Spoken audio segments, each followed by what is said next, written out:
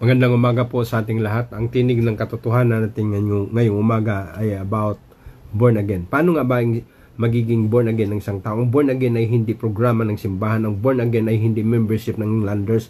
Ang born again ay hindi application para magkaroon ka ng US visa. Ang born again ay isang gawain ng Diyos na binabago ka. Maaring ang relihiyon mo, ang samahan mo, pamilya mo, hindi ka kayang baguhin. Pero ang gawain ng Diyos upang baguhin ka, ano man ang lahi mo, ano man ang relihiyon mo, ano man ang kilagayan mo, ano man ang antas mo ng iyong pamumuhay, ano man ang iyong narating sa iyong pag-aaral, kailangan mong ma-born again. Dahil ang born again ay isang gawain ng Diyos na tubusin ang iyong espiritual na kalagayan upang makasama ka sa kanyang kalangitan, dahil nais niya na mabigyan ka ng tamang kasiyahan, ang kasiyahang ito, at kailangan mo lang na ikaw ay ma-born again. Dahil ang born again na hindi gawain na anumang organisasyon, ito'y gawain ng Diyos na binabago ang iyong buhay upang ikaw ay i-present sa Kanya, upang magiging walang kapintasan sa kanyang muling pagbabalik.